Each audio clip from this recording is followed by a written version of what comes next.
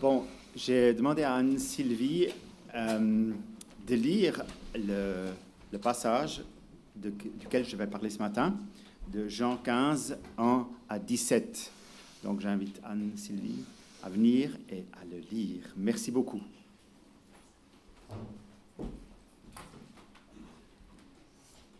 Merci pour ces très beaux chants, en tout cas, ça m'a... Jean 15, la vigne et les sarments. Moi, je suis le vrai plant de vigne et mon père est le vigneron.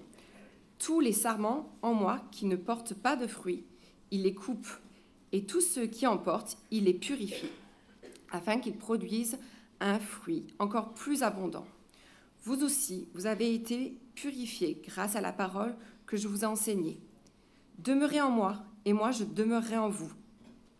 Un sarment ne saurait porter de fruits tout seul, sans demeurer attaché au cep. Il en est de même pour vous. Si vous ne demeurez pas en moi, vous ne pouvez porter aucun fruit. Je suis le cep de la vigne. Vous en êtes les sarments. Celui qui demeure en moi et en qui je demeure portera du fruit en abondance, car sans moi, vous ne pouvez rien faire. Si quelqu'un ne demeure pas en moi, on le jette hors du vignoble. Comme le sarment coupé, il se sèche, puis on les ramasse. On y met le feu et ils brûlent. Mais si vous demeurez en moi et que mes paroles demeurent en vous, demandez ce que vous voudrez, vous l'obtiendrez. Si vous produisez du fruit en abondance et que vous prouvez ainsi que vous êtes vraiment mes disciples, mon Père sera glorifié aux yeux de tous. Comme le Père m'a toujours aimé, moi aussi je vous ai aimé. Maintenant, maintenez-vous donc dans mon amour. Si vous obéissez à mes commandements, vous demeurez dans mon amour, tout comme moi-même, j'ai obéi aux commandements de mon Père et je demeure dans son amour. Tout cela, je vous le dis pour que la joie qui est la mienne vous remplisse vous aussi et qu'ainsi votre joie soit complète. Voici quel est mon commandement. Aimez-vous les uns les autres, comme moi je vous ai aimé. Qu'il n'en est pas de plus grand amour que de donner sa vie pour ses amis. Vous êtes mes amis si vous faites ce que je vous commande. Je vous appelle plus serviteur, parce qu'un serviteur n'est pas mis au courant des affaires de son maître. Je vous appelle mes amis, parce que je vous ai fait part de tout ce que j'ai appris de mon Père. Ce n'est pas pour vous qui m'avez choisi, non, c'est moi qui vous ai choisi. Je vous ai donné mission d'aller, de porter du fruit durable. Alors, le Père vous accordera tout ce que vous lui demanderez en mon nom. Voici donc ce que je vous commande. Aimez-vous les uns les autres. Merci beaucoup. J'aimerais commencer ce temps de message avec une prière.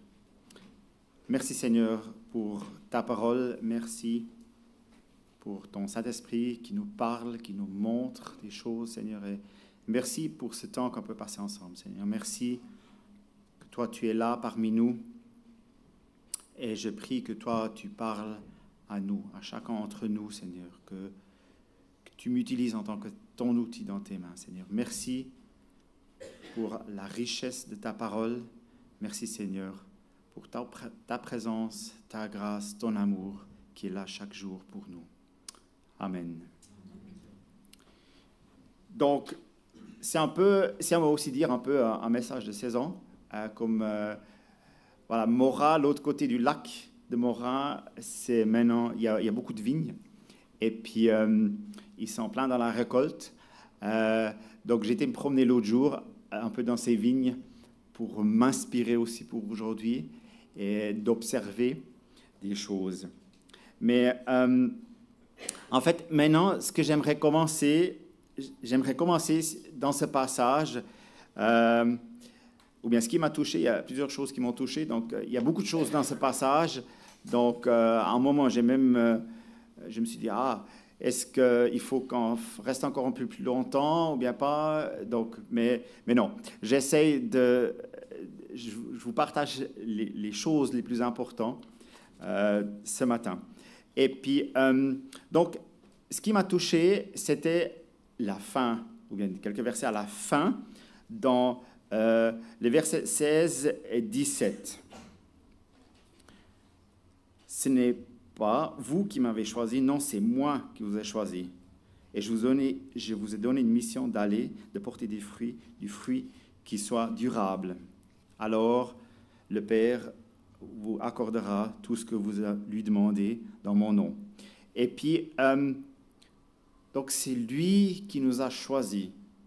Et en reflétant un peu sur ce passage, ou bien sur ces versets, ça m'a amené tout devant dans la Bible, dans Genèse, tout début, Genèse 1, verset 26. Puis Dieu dit, faisons l'homme à notre image, à notre ressemblance, qui domine sur les poissons de la mer, sur les oiseaux du ciel, sur le bétail, sur toute la terre, tous les reptiles qui rampent sur la terre. Dieu créa l'homme à son image. Il le créa à l'image de Dieu. Il créa l'homme et la femme. Donc, moi j'ai trouvé ça intéressant, le fait que c'est Dieu qui nous a choisis tout au début déjà. Une petite parenthèse, quand il parle faisons l'homme. Donc là, il parle en pluriel. J'ai entendu récemment un message à propos de la Trinité, que la Trinité, elle existait déjà là. J'ai trouvé ça très intéressant et j'ai jamais réalisé ça avant, qu'en fait la Trinité existait déjà à ce point-là, quand Dieu a créé le monde. Donc, et ça montre que Dieu, il est un Dieu de relation. Donc, il veut cette relation. Et puis, bon, c'est après ce qui s'est passé avec l'homme et la femme, tout au début. Et après, mais le fait que Dieu est un Dieu de relation, si on regarde bien, ou bien c'est ce qu'on voit à travers de l'Ancien Testament, que Dieu recherche toujours la relation avec l'homme. Et donc, à travers l'Ancien Testament, il a essayé de rentrer dans cette relation. Bon, après, l'homme, voilà, c'était pas... Des fois, ça allait mieux que d'autres fois. Voilà, vous connaissez toutes ces histoires, j'imagine.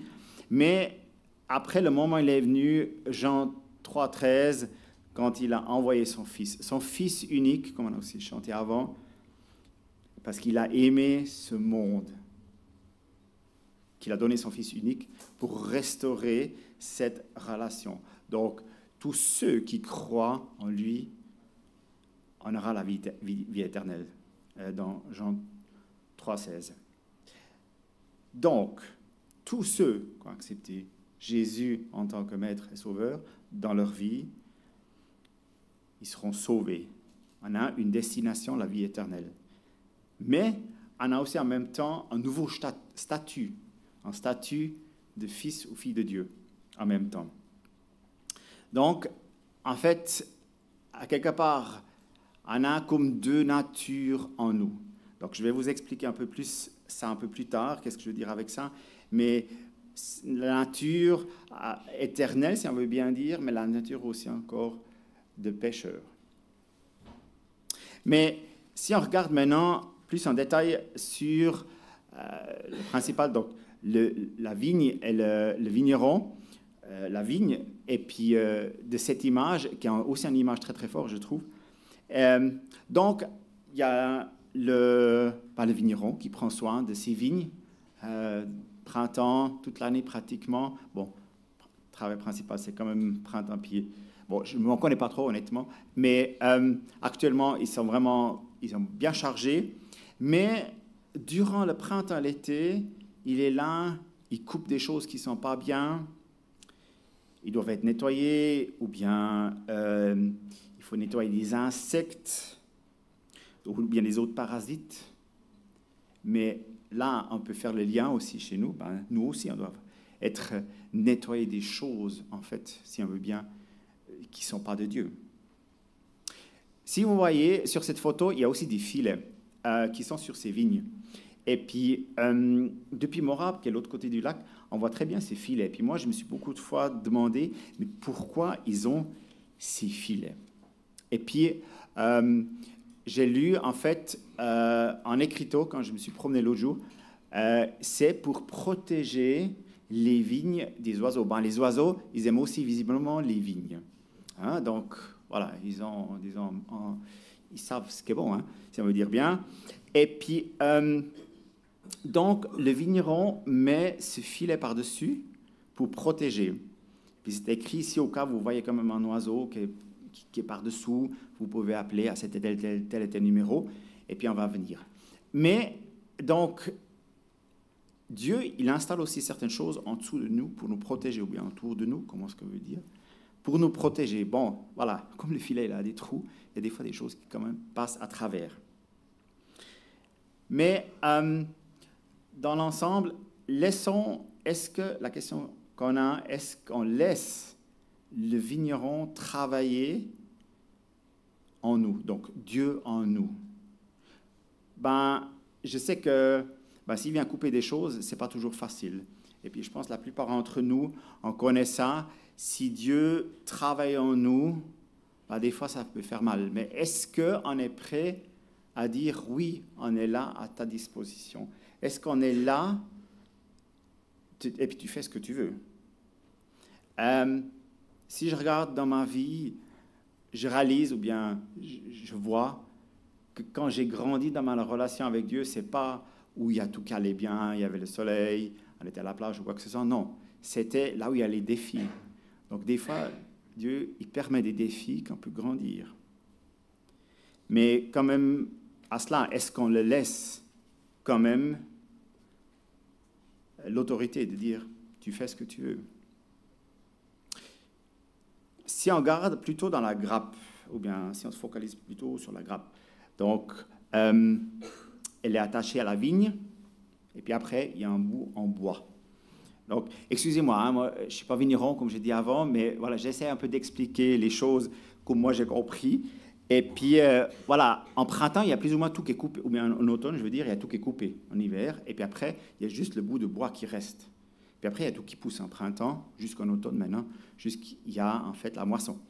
Et puis, ce qui est quand même intéressant, ou bien impressionnant, la quantité de branches qui grandit de ce bout de bois. Et puis où il y aura la grappe après qui sera attachée, qui est plus ou moins, des fois quand même assez lourd. Donc là aussi, ça c'est la vigne. En fait, ça c'est à l'entrée de notre église. On a aussi quelques vignes. Et puis ils sont attachés à cette branche. Et sa raison d'être, elle est là pour porter des fruits. Son appel, si on veut bien, c'est pas qu'elle amène ou bien qu'elle fournit du bois pour une chaise, pour une table ou autre chose. Là aussi, maintenant, la question pour nous, si on transmet ça pour nous, pour ma vie personnelle, quel est notre appel? Quel est mon appel? Oui, avant, je vous ai montré quelques possibilités d'engagement avec OM. Il y a le choix, c'est clair, mais à la base, ce qui reste, quel est mon appel? Et pour le connaître, qu'est-ce qu'on doit faire? On doit rester en lui. Donc si en printemps, on coupe cette grappe déjà, on la met quelque part, je ne sais pas, dans son salon, elle ne sera pas comme ça d'ici maintenant, en automne. Elle ne va pas mûrir, il y aura plein de choses qui ne seront pas là, mais si on la laisse où elle est, elle va mûrir, elle va grandir, elle pourra donner des bons fruits. Donc nous, notre appel, je dirais à la base, c'est de rester en lui. Pour le mieux le connaître, pour peut-être des fois, oui, être purifié, même si ce n'est pas toujours simple, mais de devenir la personne que Dieu a prévu que nous en est. Et comment est-ce qu'on peut rester en lui, pratiquement? Je pense, c'est clair, lire la Bible, prier, passer du temps avec des autres chrétiens, s'encourager mutuellement, qu'on puisse rester proche de Dieu. Et pour ça aussi, cette image, j'ai trouvé très belle. En fait, si vous avez une grappe comme ça, je ne pense pas, si je regarde ça, elle va pas donner une bouteille, ça ne va pas donner une bouteille de jus de raisin ou bien de vin, juste d'une grappe. Non, il faut plusieurs. Mais le vignoble, c'est une belle image. Ensemble, ils vont produire quelque chose de plus grand. Ça veut dire attendre ou rester, demeurer en lui. Ben, des fois, il faut attendre.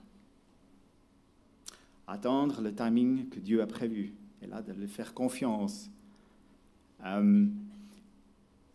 Pour vous donner un exemple, il y a quelques années, je me posais la question, est-ce que ma place, elle est encore toujours chez OM en Suisse? Ou bien est-ce que si c'était le moment de continuer, de faire quelque chose d'autre?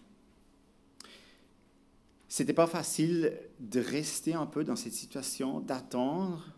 C'était aussi un peu une situation des fois un peu tendue, parce que j'avais l'impression qu'il y a quelque chose qui va changer, mais je ne savais pas quoi.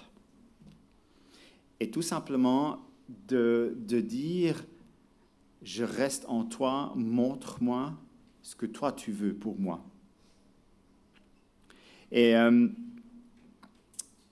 donc, j'ai beaucoup lu la Bible et aussi l'application, peut-être vous connaissez aussi, sur votre téléphone portable, avec le verset du jour. Et puis, ce qui est vraiment beau à voir, beaucoup de fois, il y avait le verset du jour qui me parlait beaucoup, qui m'encourageait beaucoup, de rester en lui, de rester en Dieu, d'attendre son timing, d'attendre quand il va montrer clairement quel est mon prochain pas. Voilà, maintenant j'aimerais vous montrer une petite illustration. Pour ça, je vais juste aller chercher le flipchart.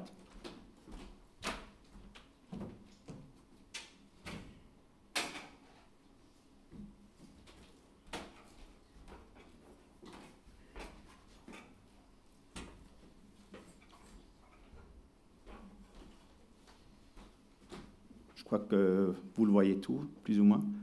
Donc, notre vie, ou bien nous, moi, en tant qu'homme, comme je vous ai parlé avant du cercle, ça c'est moi, par exemple, hein? 100% moi. Comme je vous ai parlé avant,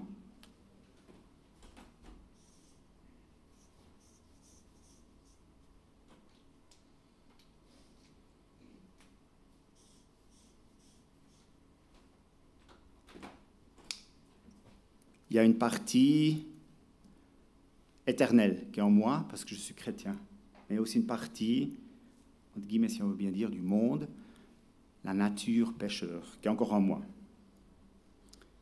Et l'idée, ou bien le désir, à quelque part, c'est que la partie bleue puisse venir plus grand, bien majoritaire dans ma vie.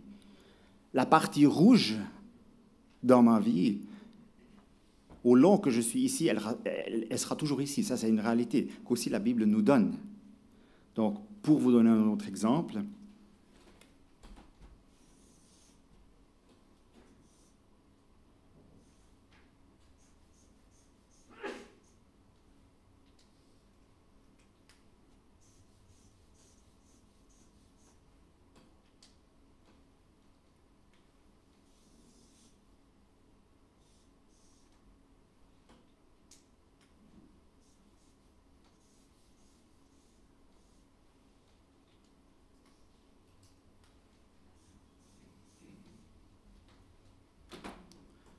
voilà, deux autres possibilités. Des fois, c'est plutôt comme ça. Des fois, c'est plutôt comme l'autre cercle. Ça change, c'est flexible.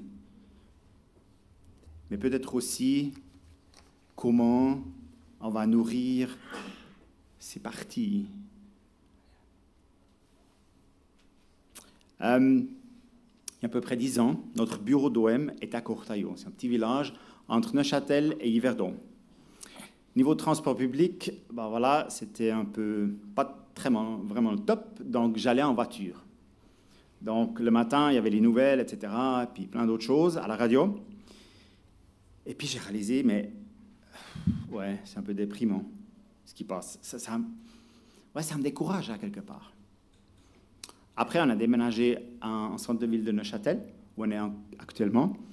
Et puis, il n'y avait plus de la radio. Et puis, j'étais là, bon. Et puis, j'étais plutôt libre de faire quelque chose d'autre parce que j'avais un chauffeur, parce que j'allais en transport public. Et puis, donc là, je lisais ma Bible. Je pouvais commencer mon jour autrement, de nourrir ma partie bleue en moi, qu'elle vienne plus grand. Donc, on a beaucoup d'influence autour de nous, on a beaucoup d'informations qui viennent chez nous chaque jour dans notre quotidien. Ce qu'on voit, ce qu'on entend, il y a, quand je suis venu aussi ici, ce matin en train, à la gare, il y a partout des pubs, des choses qui veulent essayer de vendre quelque chose. Donc, on est exposé à des choses que la partie rouge devient plus grande. Mais après, c'est notre choix de dire, OK, quel est mon input, les choses qui me transforment, qui ont une influence en moi. Par exemple, les réseaux sociaux, c'est plutôt qui nous essayent de dire, par exemple, comment est-ce qu'on doit penser ou bien nous influencer, comment on doit penser, qu'est-ce qui est beau, qu'est-ce qui est je ne sais pas quoi. Donc, voilà, où est-ce que je veux dire plein de choses. Bon, il y a aussi des bonnes choses qui sont transmises par les réseaux sociaux, mais en général, je pense que c'est plutôt la Bible, des magazines chrétiens, des témoignages, des choses qui me rapprochent à Dieu, qui me donnent cette possibilité de rester proche de lui.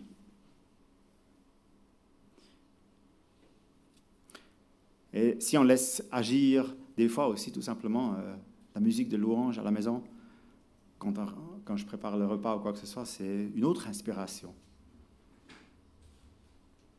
Donc, l'importance de rester en lui, comme cette grappe, de rester en Dieu, d'attendre, de faire confiance aussi à son timing. Et au final, c'est à Dieu de décider comment, quoi, quand, parce que c'est lui qui nous a choisis. C'est lui, en fait, qui connaît l'appel pour ma vie, pour votre vie. Et j'ai déjà des fois entendu, bon, pas trop souvent, mais ici ou là-bas, des citations comme « Ah, mais je suis nouveau chrétien, je ne sais pas trop comment faire. Je dois avoir 18 ans pour faire quelque chose pour le Seigneur ou quoi que ce soit. » Je pense que vous êtes avec moi, tout à fait d'accord si je dis « Mais si Dieu, il est en moi, il va nous utiliser selon ce qu'il a mis en nous. » Ok, on doit grandir, j'aimerais grandir, oui. Mais tout simplement être à sa disposition, même si on est un jeune chrétien, que Dieu veut nous utiliser. Dieu veut nous utiliser en tant que son outil dans ses mains. D'être tout simplement à sa disposition. Et comme c'est écrit aussi dans Jacques 1, versets 22-23, mettez en pratique la parole et ne vous comptez pas à l'écouter en vous trompant vous-même par le faux raisonnement. En effet, si quelqu'un écoute la parole et ne la met pas en pratique, il ressemble à un homme qui regarde son visage dans un miroir et qui, après s'être observé, s'en va et oublie aussitôt comment il était. Donc, voilà, le passage parallèle, ici, ce que vous avez mis aussi sur votre côté, ça souligne tout ça, de connaître Dieu, d'être ancré en lui, de passer du temps avec lui et d'attendre son timing. Et aussi, à travers ça, rester en lui, on aura la capacité d'aimer les autres autour de nous, chrétiens ou non chrétiens, qui peut être aussi des fois pas toujours simple, surtout dans un travail, dans le quotidien ou autre situation. On a ce commandement de s'aimer l'un l'autre, mais on est là, on est tous uniques, avec des caractères différents, mais si on se laisse remplir par Dieu, ça va traverser, on pourra aimer les autres. Je suis conscient que c'est un but qui est très très haut. Et ce n'est pas toujours facile, ça c'est clair. Mais qu'on peut revenir à la croix, toujours. Il est là, il nous attend. Et on est, à la base, on a notre identité. Notre identité, ou bien le premier statut qu'on a, on est fils, fille de Dieu. Et de là, on continue à grandir, à aimer notre prochain, à le servir, à être un témoignage. Ça ne peut pas toujours être facile, je suis conscient. J'aimerais terminer avec une histoire. Comme je vous ai dit, j'étais sur le bateau, le Doulos, et puis j'étais en tant que menuisier. J'étais au Bénin, et puis on avait une soirée internationale, un spectacle des danses interculturelles à l'extérieur du bateau. Je ne sais pas combien de gens il y en avait, mais j'ai encore jamais vu si beaucoup de monde dans ma vie, comme là-bas. Et puis il y avait un message, à la fin, il y avait un appel. Je ne sais pas combien de mains se sont levées, puis moi je regardais un peu du rideau, et puis je voyais tous ces mains qui étaient là, puis je me suis dit, ouais, mais ils sont devenus chrétiens, mais c'est incroyable, qui veulent suivre Jésus, c'est super. Mais nous, en tant que bateau, on part demain, mais qu'est-ce qui se passe? Qu'est-ce qui va se passer? Qui va prendre soin de eux? C'est clair, le bateau travaille avec ses églises sur place, mais qui? Ça m'a occupé. Et puis, on a quitté le pays un jour après. Et puis, dans le prochain port, il y avait une conférence à bord du bateau de pasteurs. Ils étaient là pour s'encourager. Et puis, il y a un pasteur qui était devant. Il a raconté, il y a 20 ans en arrière, je suis venu sur ce bateau, j'ai acheté une Bible, je suis devenu chrétien, aujourd'hui je suis pasteur. Et ce qui comment Dieu m'a parlé, ou bien ce qui m'a montré, c'était que, en fait, le bateau, il était là, il était à la plateforme, ils ont vendu des livres, vendu des Bibles. Et puis je pense, aucun de l'équipage à l'époque savait ce qui s'était passé. Et puis nous, on a vu les fruits qui se sont passés. Que Dieu, il prend soin de chacun, chacune de nous, mais aussi, s'il touche les cœurs, il va prendre aussi soin de la suite. Des fois, on ne voit pas les fruits immédiats. Des fois, ça prend du temps. Des fois, peut-être on ne le saura jamais. Mais une fois, je pense, je crois, en éternité, on va voir tous les fruits. Et j'aimerais terminer pour vous encourager. Encouragez-vous mutuellement, priez l'un pour l'autre, qu'on peut rester proche de Dieu, de la source de vie, comme c'est aussi parlé dans les autres passages. Parce que Dieu, il est avec nous, ça, il a aussi promis. Et qu'on puisse amener des fruits qui durent. Merci Seigneur pour ce temps, merci Seigneur pour ta parole. Merci Seigneur que tu nous connais, tu connais notre situation de chacun, chacune. Et je prie Seigneur que tu nous utilises là où tu nous as posés dans notre quotidien, tu nous as mis. Mais je prie aussi que tu nous aides à rester en toi, à rester ancrés en toi. Parce que nous avons besoin de toi. Tout seul, nous, on ne peut rien faire.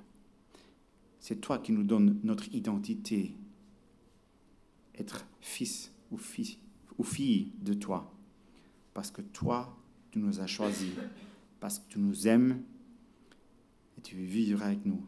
Merci Seigneur pour ce fait, ces promesses que tu nous as données à travers ta parole. Que tu es là aujourd'hui, demain, la semaine prochaine, pour toujours. Merci Seigneur. Au nom de Jésus. Amen.